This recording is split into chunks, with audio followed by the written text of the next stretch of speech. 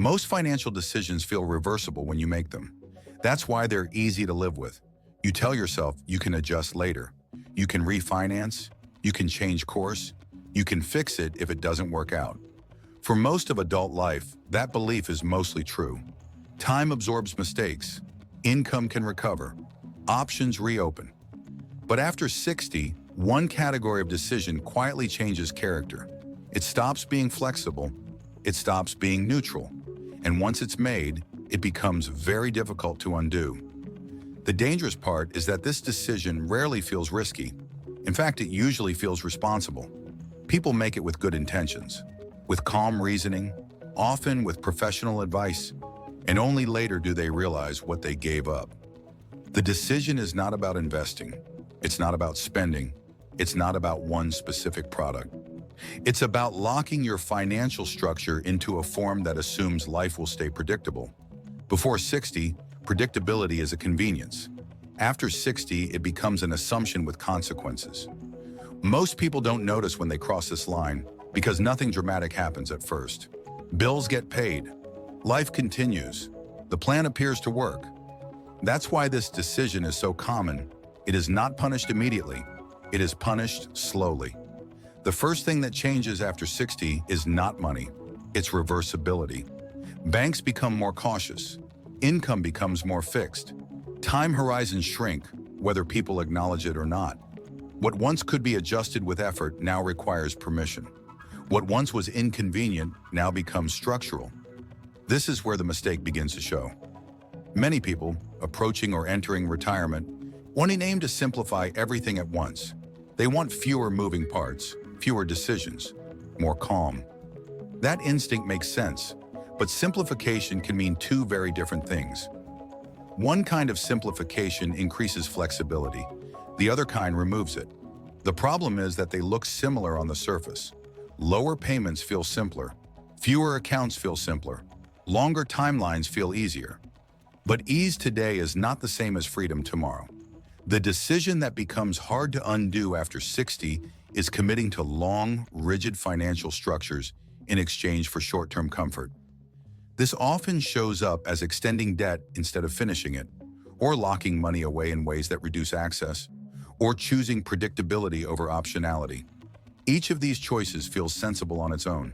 Together, they reshape what is possible later. When the system encourages this, banks prefer long timelines. Institutions prefer predictable behavior. Products are designed to reduce visible stress, not long-term rigidity. When someone in their late 50s or early 60s is offered lower payments, smoother cash flow, or peace of mind, it feels aligned with their stage of life. The language fits the emotion, but the structure often assumes that nothing unexpected will happen for a long time. That assumption is rarely questioned. People don't ask what happens if health costs rise, or if family needs change, or if inflation erodes fixed income, or if they simply want to change their mind. They assume they'll adapt when needed. That assumption is what quietly disappears after 60. Adaptation becomes harder not because people lose intelligence or discipline, but because systems tighten. Lenders reduce flexibility, rules become stricter, options narrow. A decision that could be reversed at 50 becomes sticky at 65. And once it's sticky, it shapes everything else. This is where regret often enters, not as panic, but as constraint. People don't say, "I ruined my finances." They say, "I didn't realize I'd be this locked in." They feel safe, but boxed. That is the cost. This happens most often with decisions that trade liquidity for comfort. Money is tied up, obligations are extended, flexibility is exchanged for predictability. The monthly numbers look fine, the total structure looks calm, until something changes, and something always changes. The problem is not that people make bad choices, it's that they make choices based on assumptions that quietly expire. After 60, the cost of rigidity rises faster than most people expect. A small loss of flexibility can have outsized consequences. A decision that removes one option can cascade into many. For example, extended obligations reduce your ability to respond to higher costs. Locked-in structures limit how you rebalance risk. Long timelines compete with fixed income. None of this feels urgent at the moment of decision. That's why it's dangerous. The system doesn't warn you when reversibility is fading. It treats you the same at 58 as at 38. But the consequences are not the same. The people who avoid this mistake think differently. They don't ask, does this reduce stress now? They ask, does this preserve options later? They understand that calm achieved by rigidity is fragile, and that calm achieved by flexibility is durable. This does not mean rejecting comfort. It means understanding its price. After 60, the most valuable financial asset is not return. It is optionality. Optionality means being able to say no, being able to adjust, being able to change direction without asking permission. Every decision that reduces that ability carries a hidden cost. And once that cost is realized, it is often too late to reverse. That is why this decision matters so much. Not because it is dramatic, but because it is quiet. And quiet decisions are the hardest to undo. Once reversibility is gone, every future decision is made inside a narrower space. That narrowing is subtle at first. People don't notice it day to day. They notice it when something unexpected appears and the usual solutions are no longer available. This is when the structure reveals itself. The most common reaction at that point is confusion. People say, I thought I had planned well, and in many cases they did, for a different stage of life. The plan wasn't wrong. The assumptions underneath it expired. That expiration is what makes this decision so dangerous. Financial advice often treats life stages as smooth transitions. In reality, they are thresholds. Before the threshold, flexibility is assumed. After it, flexibility must be designed. The system does not tell you when you've crossed that line. It simply changes how it responds to you. Credit becomes harder to access. Terms become less negotiable. Time stops smoothing errors. What once required effort now requires eligibility. This is why decisions that lock structures in a long timelines matter so much after 60. They quietly assume access that may not exist later. One of the most overlooked aspects of this is psychological. When people commit to long, rigid structures, they also commit mentally. They stop revisiting the decision. They treat it as settled. That mental closure reduces vigilance. They no longer ask whether the structure still fits. They assume it must because changing it feels impossible. This is how suboptimal structures persist for years. Not because people are unaware, but because they feel trapped by complexity, cost, or fear of disruption. The irony is that many of these structures were chosen to reduce stress.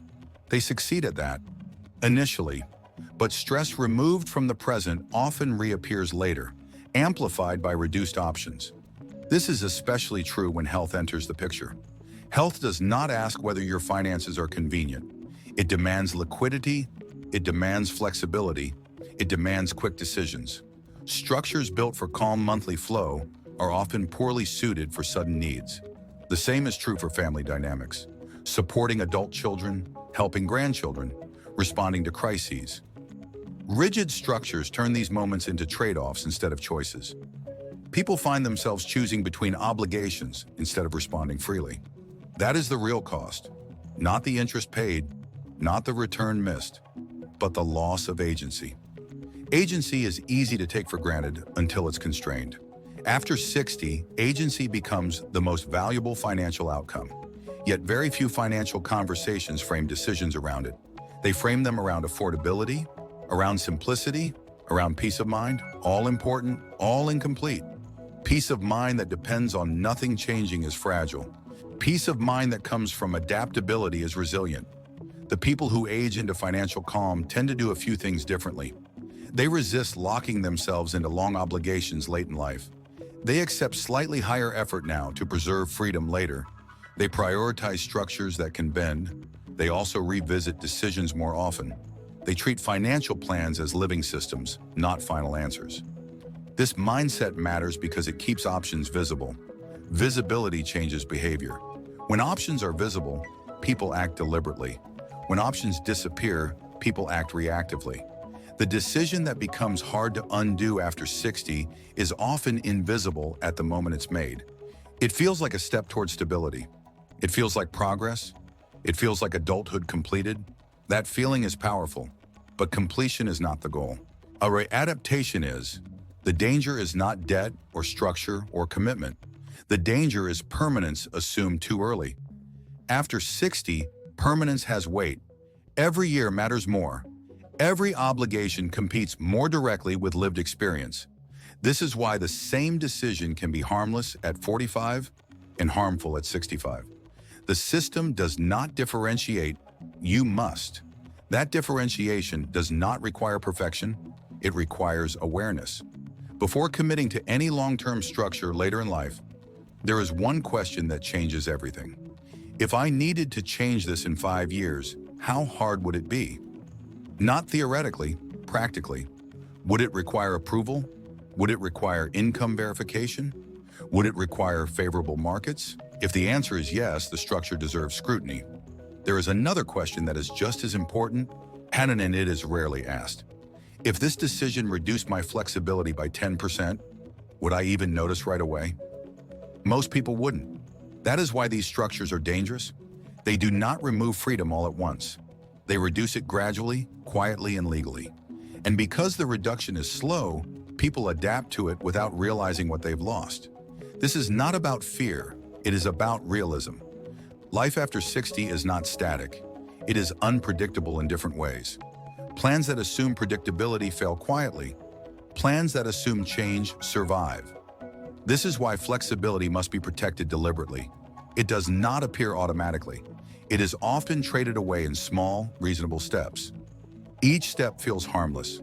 Together, they form a cage. The tragedy is not that people make these decisions. When it is that they are rarely shown the trade-offs clearly. They are shown comfort. They are shown simplicity. They are not shown constraint. Once constraint appears, it is already embedded. Undoing it then requires more energy, more risk, and more luck. That is why this decision matters so much. Not because it is dramatic, but because it is silent. And silence is where the most permanent financial outcomes are decided. Understanding this does not guarantee perfect choices, but it changes the frame. It shifts focus from short-term ease to long-term agency. And that shift protects something far more important than numbers. It protects the ability to adapt. After 60, that ability is everything. If this made you pause and reconsider what stability really means, that's the point. The most important financial decisions later in life are rarely dramatic. They are quiet, reasonable, and hard to reverse. In future videos, I'll continue unpacking these decisions calmly and clearly so you can protect flexibility, preserve options, and avoid structures that feel safe today but limit you tomorrow.